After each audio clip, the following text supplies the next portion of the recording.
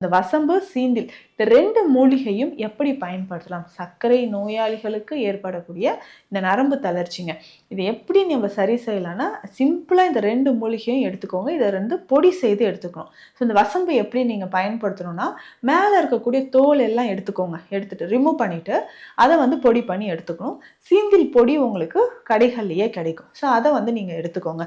2மே நம்ம பொடிய நல்லா கலந்து எடுத்து வச்சுட்டு, டெய்லி காலையில ரெகுலரா வெந்நீர்ல கலந்து குடிக்கணும். இந்த வசம்பு குடிக்கிறதுனால உங்களுக்கு என்ன பலன் அப்படின்னு பார்த்தோம்னா, உங்களுக்கு நரம்புகள் வலிமையாக ஆரம்பிக்கும்.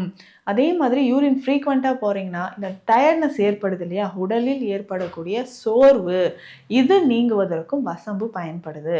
அதே மாதிரி தான் சீந்தில். ரத்தத்தில் இருக்கக்கூடிய சர்க்கரை அளவு நல்லா குறையணும், கிடுகிடுன்னு குறையணும்னா, சீந்திலில் செய்யப்பட்ட மருந்துகள், சீந்தில் சூர்ணம் உங்களுக்கு பயன்படுது. சீந்தில் சர்க்கரை பயன்படுது. இத நீங்க பயன்படுத்தும்போது, சர்க்கரை அளவு உங்களுக்கு கடகடன்னு குறைய ஆரம்பிச்சுருங்க. இத நீங்க ரெகுலரா பயன்படுத்தலாம். இந்த 2 மூலிகையும் பொடி செய்து எடுத்து வச்சுட்டு, இந்த பொடிய தண்ணீர்ல கலந்து டெய்லி காலையிலயும், இரவும் உணவு எடுப்பதற்கு முன்னாடி ஒரு 1/2 டீஸ்பூன் அளவு நீங்க சாப்பிட்டுக்கிட்டே வாங்களேன். கண்டிப்பா ஒரு 15லேருந்து 20 நாட்கள்ல கால்ல இருக்கக்கூடிய அந்த நம்னஸ், மதமதப்பு குறைய ஆரம்பிக்கும். அதே மாதிரி லோயர் லிம்ஸ்ல இடுப்புக்கு கீழ உங்களுக்கு ரத்த ஓட்டம் குறைவாக இருக்கு. அந்த மாதிரி இருக்கக்கூடிய நபர்களுக்கு இந்த சூர்ணம் 2மே கலந்து இந்த 2 மூலிகையும் கலந்து நீங்க சாப்பிட்டுக்கிட்டே வந்தீங்கன்னா, ரத்த ஓட்டம் அதிகரிக்கும்.